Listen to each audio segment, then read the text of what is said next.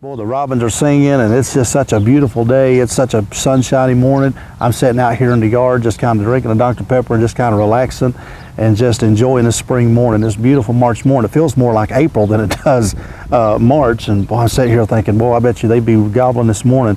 And we're getting closer to turkey season, and I'm getting the fever, and I know many of you are as well, just sitting here slobbering, waiting for turkey season to get here. And so, man, I'm just sitting here just can't get here quick enough. But anyway, I just wanted to make this little video here and kind of, it's going to be just a little bit different video than what we normally do. But we're going to give you some turkey tips here in just a moment too. I'm going to bring that in. But I want to talk about something that I think is not talked about near enough, and it needs to be talked about because a lot of guys are not having the success when it comes to turkey hunting that they'd really like to have.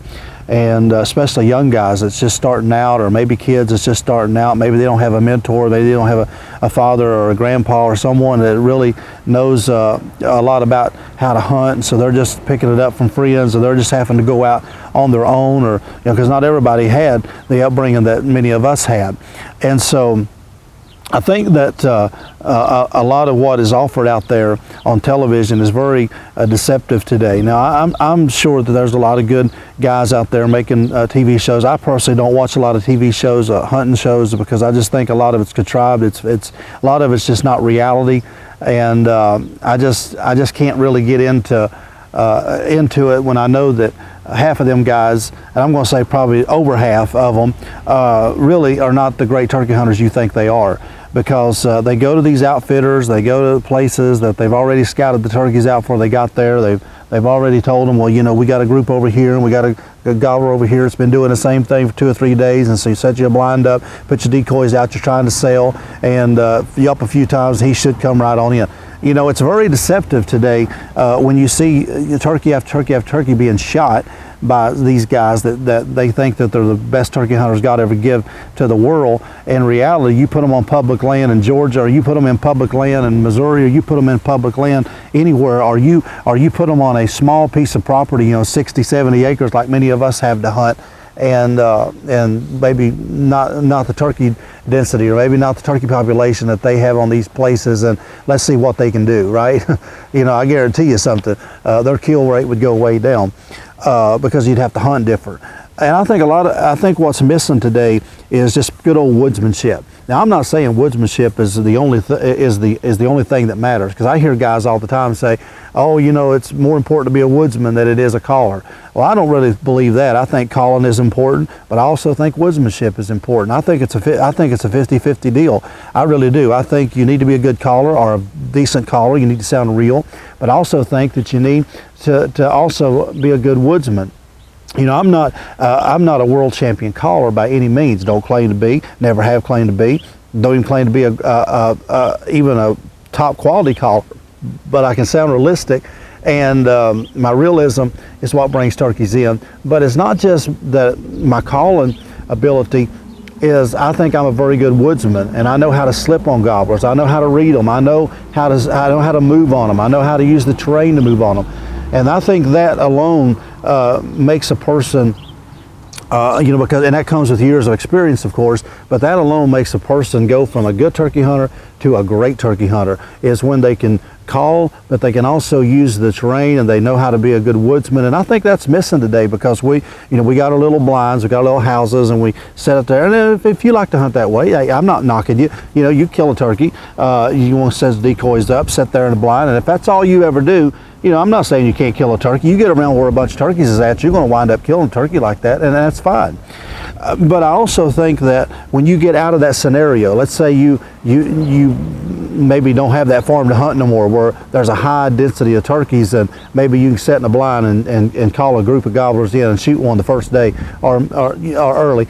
And let's say you get out of that element, and let's say you're forced to do something different, then you start really seeing how good of a turkey hunter you really are. So I think it's important that you learn how to be a good woodsman. And that's missing today on all these TV shows, because you'll spend 30 minutes watching these TV shows and watching the turkeys getting killed left and right, and then they don't tell you how they're doing it. They don't tell you why they're sitting up there, because probably half of them don't even know why they're sitting up there. The guy just told them to go there, and that's where they went, and that's where they shot the turkey. My channel here, you know, if you notice, I don't have kills on my channel. Now, it's not that I wouldn't, and I've been asked, and I've been criticized before on the channel here. People say, well, you know, why don't you hunt? You know, you ain't showing us that this is proven tactics. You ain't got no kills and all this stuff. Well, there's some reasons why I don't have kills on tape. One, my style of hunting, it's hard to sell film when you have to hunt the way I hunt. You know, when you have to run through the woods, and I've tried gun cams, I've tried different gun cams to fit on my gun, I've tried GoPros, I've tried all this stuff, and it just don't seem to work because I really like good quality stuff, you know, if I'm going to put it out there. And so it's just really hard unless you have a cameraman to hunt the way I hunt. Now, if I set up in a blind and I enjoyed hunting that way and had 2 or 3 decoys set out there and have a tripod and I can move around, that'd be a little bit different. But I just don't like hunting that way personally. And the places I hunt, I can't hunt that way because I'm a timber hunter. You know, I have all the places I have. I've got to cut and run and go through there and find one and set up on him and maybe move around on it. And it's really hard when you don't have the equipment, or even if you did, it's really hard to do that when them turkeys are out there and they're coming in. If I had a cameraman, I would love to have a cameraman behind me and do some kills. But my channel here is not really so much you watching me kill a turkey. And I've always said this, for 10 years, it's been about teaching you. It's been about a learning process for a lot of you. Because watching me kill a turkey is not really going to help you. Watching me kill turkey after turkey after turkey, that's not going to do anything for you, except you're like, oh, that's entertaining. Wow, you know, oh yeah, you know, he's a good turkey hunter. Well, I don't care if you think I'm a good turkey hunter or not. My goal is to teach you on how to be more successful. My goal is to teach, you know, if you go back to old hunting videos, you know, I'm an old school person. I like them old videos from the 80s and the early 90s. And I've got and I used to have a lot, and I've lost them over the years, but I still got some.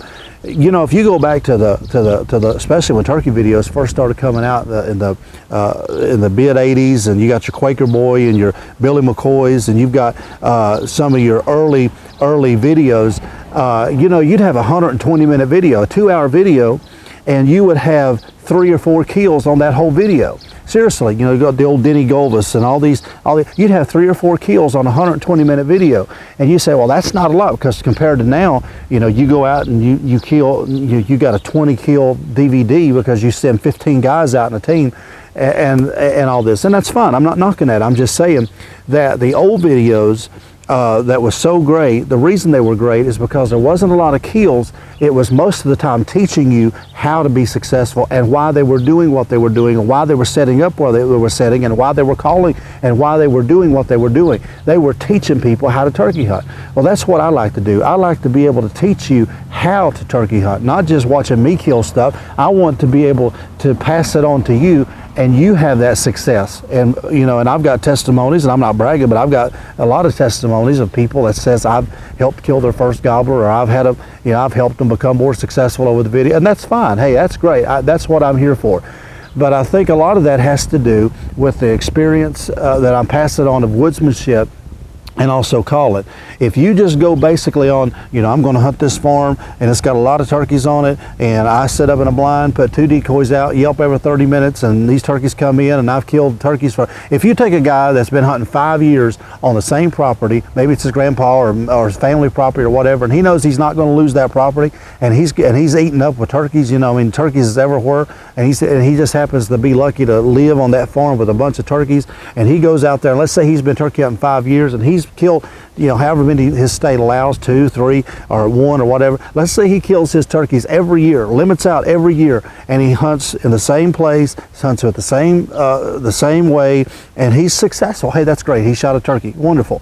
But let's take that same guy and let's put him in a different scenario, and let's put him on a different place, and let's put him with some turkeys that's going to kick his butt, and let's see what happens. Then you'll say, because these guys that do that, oh, you know, he don't know what he's doing. He don't know. I limit out every year. Yeah, but why do you limit out? Is it because that these turkeys are pretty easy to kill on your place because you've got them figured out? That's great. I'm not saying that's wrong. I'm just saying don't condemn me or don't condemn somebody that's got years of experience for the way we hunt, because these have been proven tactics, and we can go in just about any situation and be successful eventually because we know how to hunt turkeys. All right. Now, with saying that, it comes with woodsmanship. Now, I'm not saying woodsmanship is the only thing you need, because, hey, let's face it, if it was just woodsmanship, then we could just go out there and use the woods to kill turkeys. No, we got to be able to call them too, because there's sometimes you can't use the terrain. Sometimes situations are not going to call for as good as a woodsman as it does a good caller.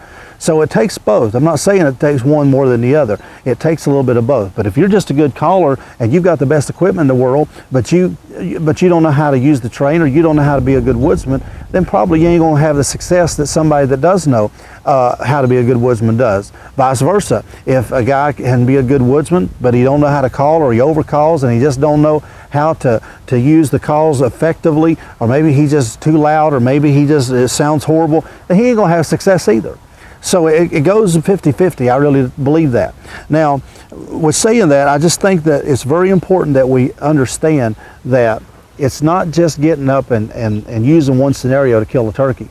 You got to have a vast variety of different ways and tricks in your pocket, and that comes with experience, and that comes through learning through guys like me or others here on the YouTube, or if you're lucky enough to find some old videos that can teach you how to have that success, because it's very important to have that guide.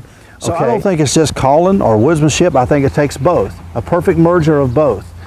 But don't let these TV shows deceive you into being drawn into this. Well, they do this and they use this product and they use that product and they killed all these turkeys, and I'm going to go out and spend thousands of dollars to do it, and I'm going to have that success too.